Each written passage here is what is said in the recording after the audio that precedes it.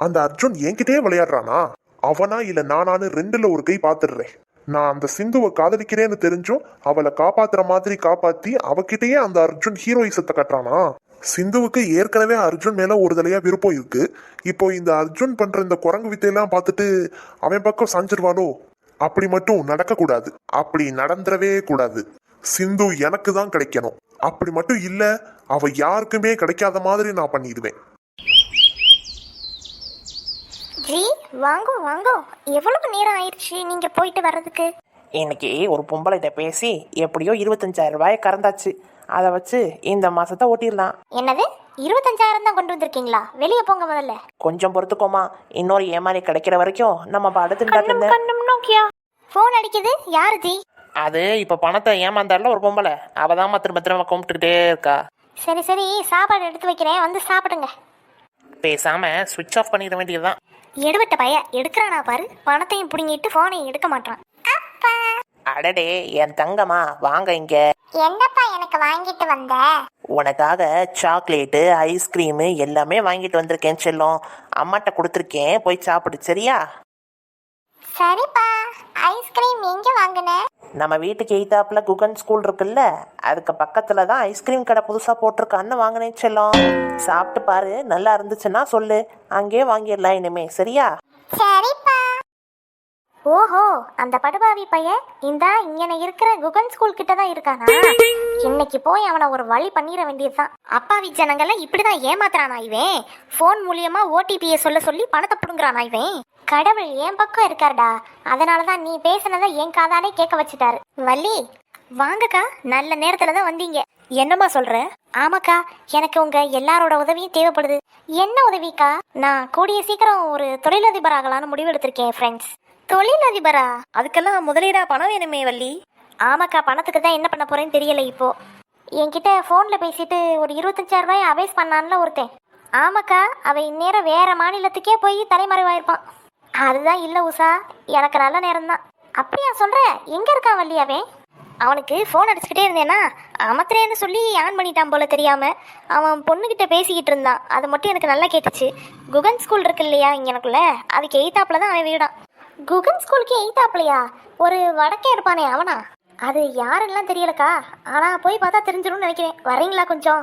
சின்ன பொண்ணோட நாத்து ஹாஸ்பிட்டலில் அட்மிட் ஆயிருக்கால வள்ளி, அவளை நம்ம போய் பார்க்கலாம் நல்லா இருக்காது இல்லை, ஒன்று மண்ணுமா பழகிட்டு. அதனால தான் சரி அவளை போய் ஒரு எட்டு பார்த்துட்டு வந்துருவோமேன்னு ஒன்றையும் சேர்த்து கூட்டிகிட்டு போகலான்னு வந்தோம் வள்ளி. எனக்கு தெரியுங்க, எனக்குன்னு ஒன்றுன்னா யாருமே வரமாட்டீங்கன்னு.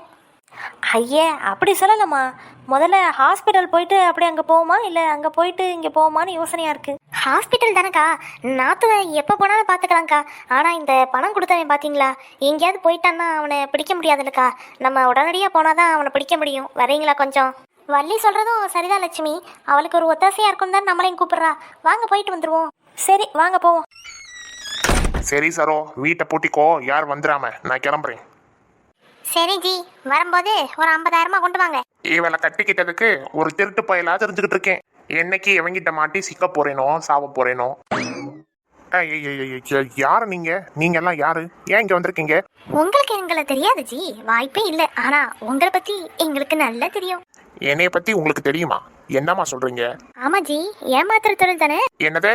அது இல்லை இல்லை ஜி, நான் வாய் தவறி சொல்லிட்டேன். அதாவது உங்கள் தொழிலில் நிறைய பேர் உங்களை ஏமாத்துறவங்க வந்தாலும் அதை யார் என்ன ஏதுன்னு கண்டுபிடிச்சி அவங்களுக்கு நீங்கள் வட்டி பணம் கொடுக்க மாட்டீங்க, அதை தான் சொல்ல வந்தேன். ஓ, வட்டி வாங்க வந்திருக்கீங்களா? ஆமா ஜி. உங்களுக்கு எவ்வளவு பணமா வேணும் சொல்லுங்க, நான் இப்பவே கொடுத்துட்றேன். எனக்கு ஒரு 25,000 தேவைப்படும் ஜி. உங்களுக்கு ரூல்ஸ் அண்ட் கண்டிஷன்ஸ் எல்லாம் தெரியும்ல. எங்ககிட்ட யாரும் வட்டிக்கு வாங்கினீங்கன்னா உங்களுக்கு நாங்கள் 10 பைசா வட்டி போட்டுருவோம். அது நீங்கள் தேதி 1ஆம் தேதி ஆனவொடனே சட்டை போட்டுன்னு எனக்கு வந்து வட்டியை கொடுத்துடணும். அதுக்கப்புறம் மிஞ்சி போச்சுன்னா ஒரு 6 மாதம் தான் தாக்கு பிடிக்கும். அதுக்குள்ளே நீங்கள் அசலை வந்து கொடுத்துடணும். அவ்வளோதான் என்னோட கண்டிஷன்ஸ் எல்லாம். அதுக்கு மேலே ஒரு நாள் ஆச்சுன்னா கூட உங்கள் வீட்டில் இருக்கிற சாமான் முட்டை நான் தூக்கிட்டு வந்துடுவேன். இதுக்கு உங்களுக்கு சம்மதம்னா நான் பணத்தை இப்போவே தாரேன். உங்கள் எல்லாருக்கும் 25,000 வேணுமா இல்லை உங்களுக்கு மட்டும் வேணுமாமா? இல்லைண்ணே, எனக்கு மட்டும் இப்போதைக்கு கொடுங்க. இவங்கெல்லாம் அடுத்த வாரம் உங்ககிட்ட வாங்கிக்குவாங்க. சரோ, அந்த பணத்தை கொடு. எப்படிக்கா என் பிளானு? சூப்பர் வள்ளி, ஆனால் வட்டிக்கேன்னு சொல்லி வாங்குறேன், எனக்கு ஒன்றும் புரியலையே. கொஞ்சம் பொறுங்கக்கா, என்னன்னு பார்த்துருவோம். என்னம்மா அங்கே ரொம்ப நேரமா குசு குசுன்னு உங்களுக்குள்ளேயே பேசிக்கிறீங்களே? அது ஒன்றும் இல்லை சேட்ஜி, பணத்தை 10 பைசா வட்டியில் திருப்பி கொடுத்துருவியா, சீக்கிரம் கொடுத்துரு, லேட் ஆக்கிடாத அப்படின்னு அக்கா அட்வைஸ் பண்ணிட்டு இருந்தாங்க ஜி. சரிம்மா, சீக்கிரம் வாங்கிக்கோங்க. இன்னையிலேருந்து உங்களுக்கு வட்டி கணக்கு ஸ்டார்ட் ஆயிடுச்சு. 1 2 3 4. என்னம்மா இந்த சேட்ஜி மேலேயே சந்தேகமா? 25,000 பணம் கரெக்டாக தான் இருக்கும். ஆனால் உங்களுக்கு இன்னைக்கு இருந்து தேதி ஆரம்பம் இல்லை, போன மாதம் 25ஆம் தேதியிலேருந்தே ஆரம்பமாயிருச்சுங்க. என்னதுமா? வட்டி கணக்கு தான். புரியலையே. போன மாதம் 25ஆம் தேதி ஒருத்தர்கிட்ட பணத்தை அடிச்சிங்களே செட்டு, ஞாபகம் இருக்கா? யாரம்மா சொல்றீங்க? அதான் S3 போலீஸ் ஸ்டேஷன் எஸ்ஐ. அதெல்லாம் இல்லைங்களே. அந்த எஸ்ஐயே நான் தான்.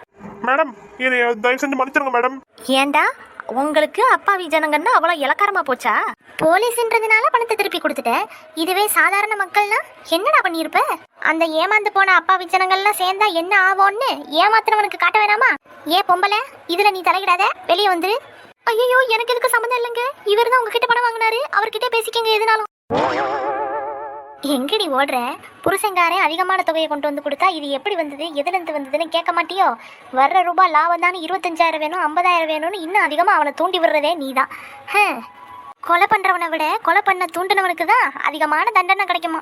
அதே மாதிரி தான் இங்கேயும். வா.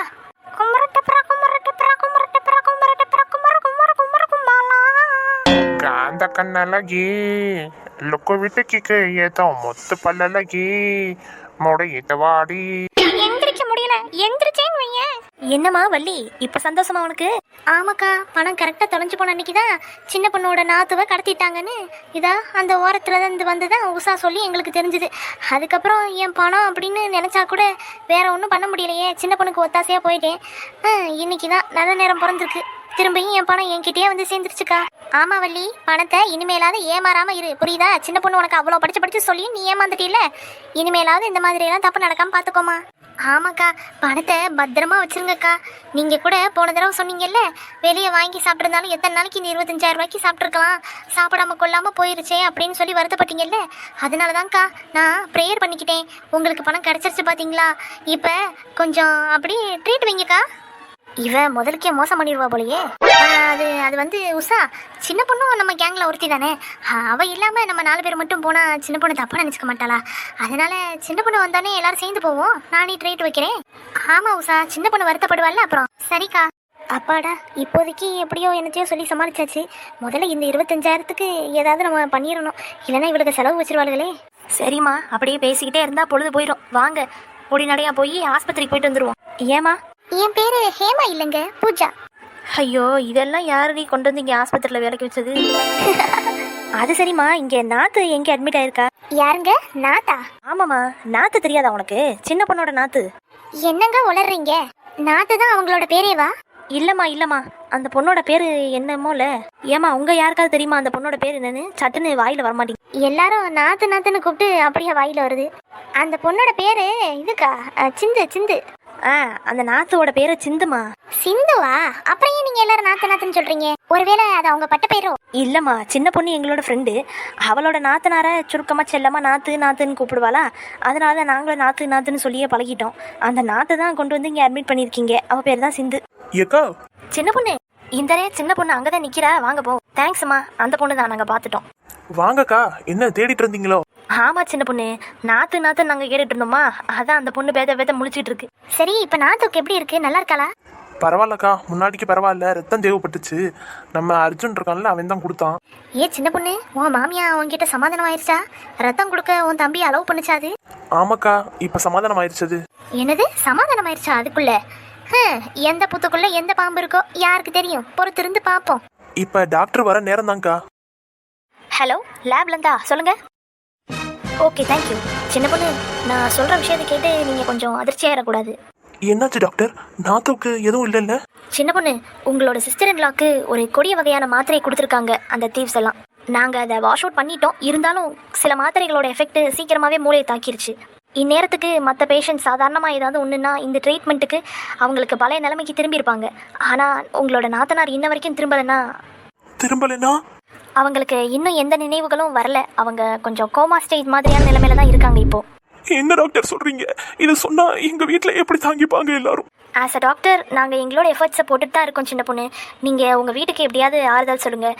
கூடிய சீக்கிரமே உங்களோட நாத்தனார் பழைய நிலைமைக்கு திரும்பிடுவாங்க. Hope for the best. என்ன இந்த டாக்டர் இப்படி சொல்லிட்டு போறாரு? என்ன சொந்தங்களே, ஃபுல் வீடியோ பாத்தீங்களா? என்ன ஒரே கப்படிக்குது. லட்சுமி அக்கா கொஞ்சம் வாய முடுக்கோ. ஆத்தாடி, இவனுங்களுக்கு மத்தியில உசுறு பொழைக்குது, ரொம்ப சிரமமா இருக்கே. நம்ம நாத்துக்கு கோமா ஸ்டேஜ் தானா, இல்ல சீக்கிரமாவே சரியாயிடுவாளா? சரியாயிட்டா என் தம்பி அர்ஜுன கல்யாணம் பண்ணிக்குவாளா இல்ல பிரேம கல்யாணம் பண்ணிக்குவாளா? இது எல்லாத்தையும் நெக்ஸ்ட் வரக்கூடிய வீடியோல பார்ப்போம். அது மட்டும் இல்லாம இந்த வீடியோ பிடிச்சிருந்துச்சுன்னா லைக், ஷேர், கமெண்ட் எல்லாத்தையும் மறக்காம பண்ணிருங்க. சின்ன பொண்ணு ஷோக்கு சப்ஸ்கிரைப் பண்ணிருங்க நண்பர்களே.